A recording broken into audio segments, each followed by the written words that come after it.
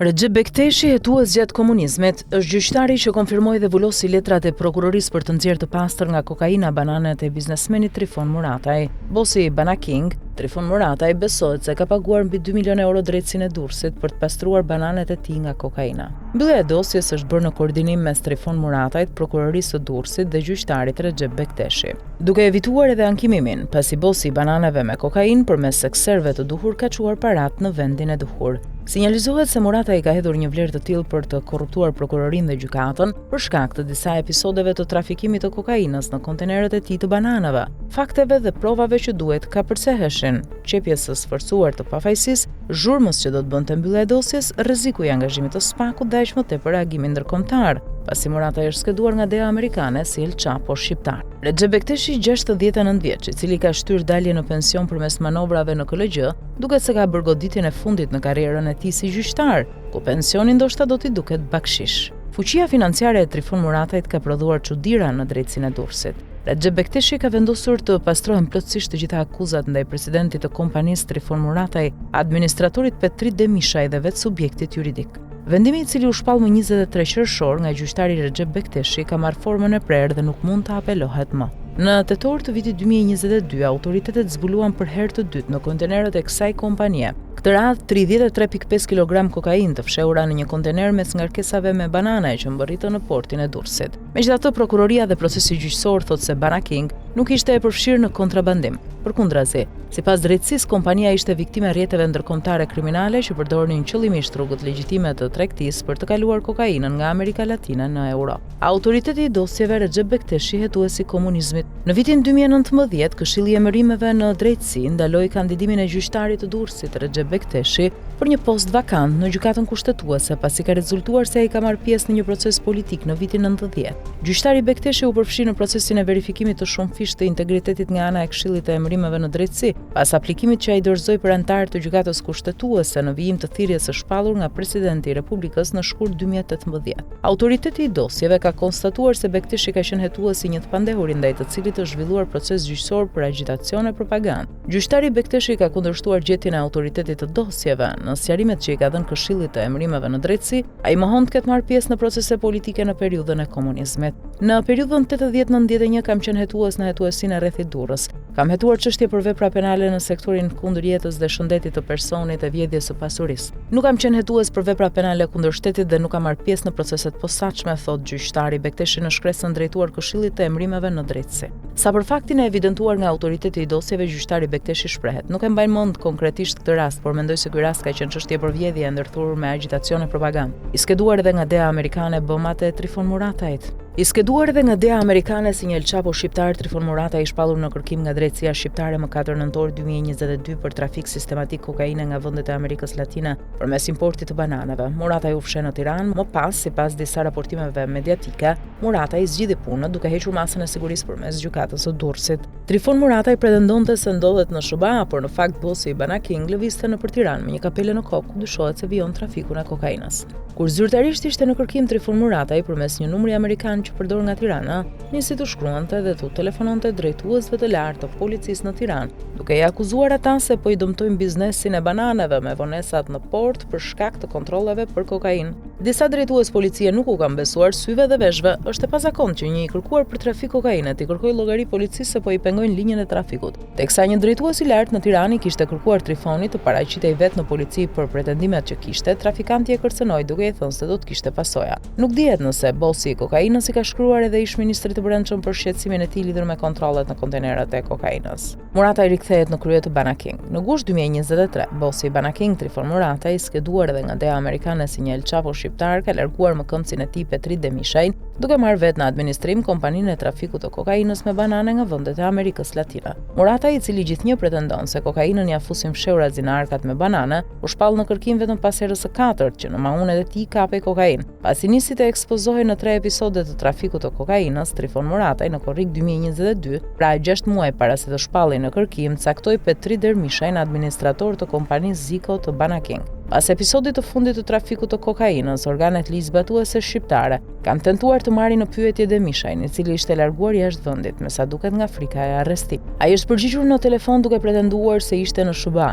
Petri Demishaj ka pohuar se është punësuar që në vitin 2010 te kompania Ziko e Trifon Muratajt si shefi logjistikës. Murataj në hije dhe Dermishaj në sken vijuan drejtimin e kompanisë në bashkëpunim me Desantila Muratajn, Anastas Krishi, Mikel Selami, Ylvi Hana e të tjerë, por në korrik të vitit 2023 Murataj është rikthyer si administrator. Shkresa e Deas Amerikane, Trifon Murataj bananave dhe benqimja trafik kokaine nga Ekuadori. Hakerët që sulmuan sistemet e sigurisë shqiptare publikuan emailët zyrtare të ish-drejtorit të përgjithshëm të Policisë së Shtetit Gledis Nano. Mes këtyre emaileve të publikuara shihet edhe korespondenca me Dean e Athinës, ku është njoftuar Policia e Shtetit për një kompani shqiptare që kryen trafik kokaine nga Ekuadori. Bëhet fjalë për Trifon Muratajn, bosin e kokainës të maskuar me Banaking që reklamon Ardi Xhebreha dhe benqimja.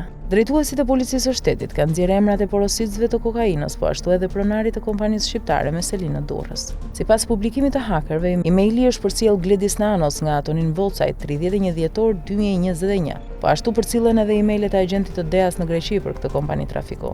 Trifon Murataj sjell kokainën kamufluar me banane, benqimja e ruante.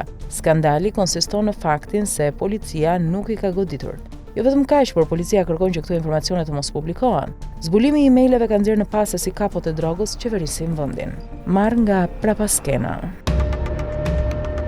Bashkimi Evropian po shqyrton paketën e 21 të sanksioneve kundër Rusisë, e cila pritet të shtrëngojë më tej presionin ekonomik ndaj Moskës. Megjithatë, miratimi i saj është bllokuar për shkak të mosmarrveshjeve mes vendeve anëtare, ku në qendër të debatit ka përfunduar Raiffeisen Bank International, banka austriake që vazhdon të operojë në Rusi. Sipas Bloomberg, paketa e re mund të përfshijë edhe masa që lidhen drejt për drejt me Raiffeisenin. Deri tani vendet anëtare nuk kanë arritur një marrëveshje përfundimtare, ndërsa Austria ka kërkuar garanci dhe kompensim për humbjet që banka ka psuar në Rusi. Zyrtarisht Raiffeisen tha se diskutimet në Bruksel lidhen me çështjen e aksioneve në kompaninë austriake të ndërtimit Stratbag, e cila është bërë pjesë e mosmarrveshjes mes Austrisë dhe Rusisë. Sipas mediave ndërkombëtare, Viena kërkon që Bashkimi Evropian të gjejë një zgjidhje për humbjet e bankës, pasi një gjykatë ruse vendosi sekuestrimin e aktiviteteve të saj në Rusi. Megjithatë, disa vende anëtare kundërshtojnë çdo mekanizëm kompensimi, duke argumentuar se kjo do të krijonte një precedent të rrezikshëm dhe do të nxiste Moskën të godiste kompani të tjera europiane. Raiffeisen është banka më e madhe perëndimore që vazhdon aktivitetin në Rusi që nga fillimi i pushtimit të Ukrainës. Në fillim të luftës, drejtuesit e saj kishin besuar se konflikti do të përfundonte shpejt me një fitore ruse dhe se biznesi do t'i kthehej normalitetit. Ky vlerësim rezultoi i gabuar. Në vitet e fundit, banka është përpjekur disa herë të shes filialin e saj rus, por pa sukses. Madje në pranverë, drejtuesit e saj përshkruan largimin nga tregu rus si një detyrë sizifiane, duke e pranuar se procesi është bërë pothuajse i pamundur. Sipas Bloomberg, Kremlini nuk është i interesuar që Raiffeisen të largohet, pasi banka konsiderohet një nga kanalet më të rëndësishme për transfertat financiare mes Rusisë dhe Europës. Për këtë arsye, Rusia ka bllokuar shitjen e filialit të saj. Çdo marrëveshje për daljen e Raiffeisenit nga Rusia do të kërkonte miratimin e një sër palësh përfshirë Austrinë, Bashkimin Evropian, SBA-t, autoritetet ruse dhe në fund edhe presidentin Vladimir Putin. Raiffeisen ka qenë vazhdimisht nën presion nga SBA-t dhe Banka Qendrore Evropiane për të reduktuar aktivitetin në Rusi.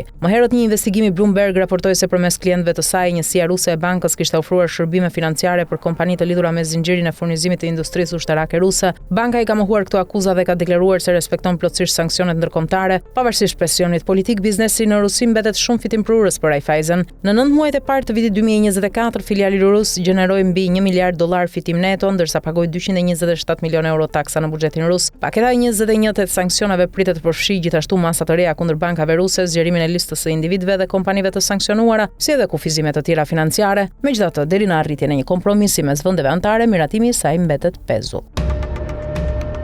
Argita dhe Jamarbër Maltezi kanë nisur të zhdukin gjurmët e pasurive të majme të vëna si gjatë kohës kur Sali Berisha ishte në pushtet ashtu edhe më pas, teksa SPAK-u ka sekuestruar me 10 prona dhe procesi për dosjen Partizani po vijon. Argita ka zbrazur thuajse gjithë llogaritë bankare. Sipas deklarimit për vitin 2025 në ILDKPI, të sapo publikuar, Argita Maltezi ka reduktuar një sër llogarish bankare në valuta të ndryshme. Konkretisht rezultojnë të paksuara depozita me $99,782, $25,024, $14,090, $9,999, si edhe llogaritë të tjera me €2,973, €1,741,026 lek, €1,860 lek dhe €12. Në të njëjtën kohë ajo deklaron edhe shtesa në disa llogari, përfshirë €1,905, €306 dhe $264, kryesisht të krijuara nga të ardhurat dhe interesa bankare, ndërsa mban gjithashtu 2 llogari rrjedhëse me balanca €13,200 dhe €5,000 lek. Nga të ardhurat, Argita Maltezi deklaron €37,174 nga qirat, $3,840 euro nga veprimtaria profesionale pranë Lapadula Albania SHPK, si edhe 29.774 lek nga interesa bankare dhe bono thesari. Ajo deklaron gjithashtu të ardhura nga paga si pedagoge në Fakultetin e Drejtësisë së Universitetit të Tiranës.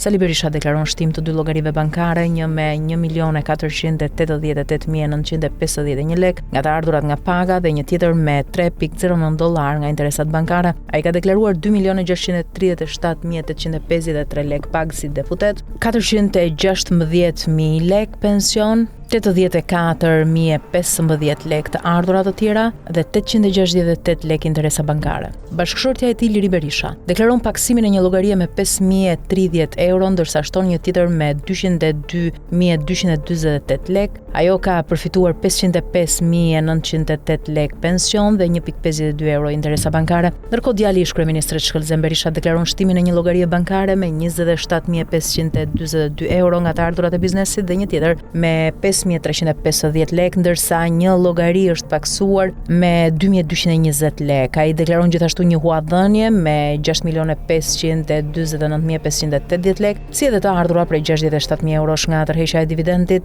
dhe 6.413 euro pag nga kompania Logel SHPK. Lëvizjet e shumta në llogaritë bankare të Argita Maltezit janë elementi më i spikatur i deklarimit pasuror të familjes Berisha për vitin 2025, në një periudhë kur procesi penal i Spakut ndaj Amarbër Maltezit dhe masat e vendosura mbi një pjesë të pasurive të familjes vijnë të jenë në shqyrtim gjyqësor. Shqiptari Dorian Puka, i cili po kundërshton deportimin nga Mbretëria e Bashkuar, ka tërhequr vëmendjen pasi publikoi në Instagram një video ku shfaqet duke u dhënë qenve të tij kartmoneda pound. Sipas raportimeve të mediave britanike, Dorian Puka, 29 vjeç, është dëbuar 2 herë më parë nga Britania e Madhe pas dënimeve për vjedhje, por është rikthyer në mënyrë të paligjshme në vend. Gjatë 18 muajve të fundit, ai ka publikuar në rrjetet sociale video ku shfaq një stil jetese luksoz. Në një prej videove, Puka shihet i ulur në një koltuk duke i ofruar kartmoneda prej 20 poundësh pitbullit të tij, të quajtur Cobra, ndërsa qeni tjetër, një pug me emrin Mouse, i vendos përpara një tuf kartmonedash prej 50 poundësh. Në postime të tjera ai shfaq 6 ora Rolex me një vlerë të deklaruar prej rreth 160.000 poundësh, si dhe automjete luksoze përfshirë Ferrari dhe një Lamborghini Urus V8 të vitit 2022 me vlerë rreth 180.000 pound. Puka po përballet me një procedurë të tretë deportimi pasi qeveria britanike fitoi një seancë në gjykatën e shkallës së parë për emigracionin, e cila vendosi largimin e tij nga Mbretëria e Bashkuar pas refuzimit të kërkesës për azil. Ai e ka ankimuar këtë vendim për shkak të precedenteve penale dhe dënimeve me burg. Ai plotson kriteret për deportim automatik nga Mbretëria e Bashkuar. Megjithatë, prej më shumë se 3 vitesh ai ka qëndruar në Britani pasi Ministria e Brendshme nuk ka mundur ta largojë, ndërsa procedurat ligjore dhe kërkesa e tij për azil janë ende në shqyrtim. Një zëdhënës i Ministrisë së Brendshme britanike deklaroi se autoritetet britanike po bëjnë çështje mundur për të siguruar largimin e tij. Ky individ është një shtetas i huaj i dënuar për vepra penale dhe ne po bëjmë gjithçka që është e mundur për të siguruar largimin e tij sa më shpejt të jetë e mundur. Për shkak të proceseve ligjore në vazhdim, nuk mund të japim komente të mëtejshme. Gati 10.000 shtetas të huaj të dënuar janë kthyer në vendet e tyre gjatë mandatit të kësaj qeverie.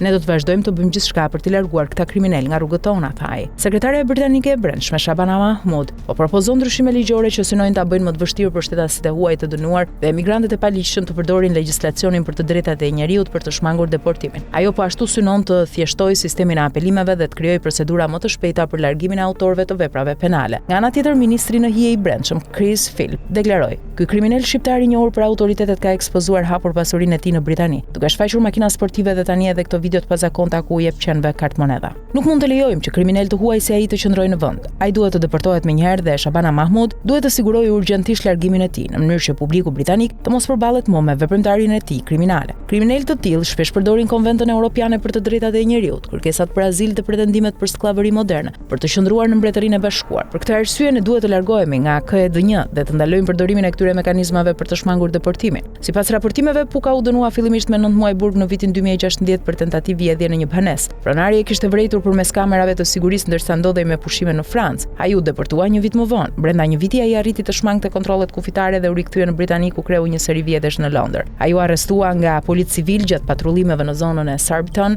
në jug perëndim të Londrës pas shtimit të rasteve të vjedhjeve në atë zonë. Në momentin e arrestimit mbante në dorë një orë të shtrenjtë që rezultoi vjedhur. Më pas u dënua me 3 vjet gjysmëburg dhe u deportua në mars të vitit 2020. Gjatë kohës që vuante dënimin, ai përdori një telefon celular të futur në mënyrë të paligjshme në burg për të publikuar fotografitë të tij në Instagram.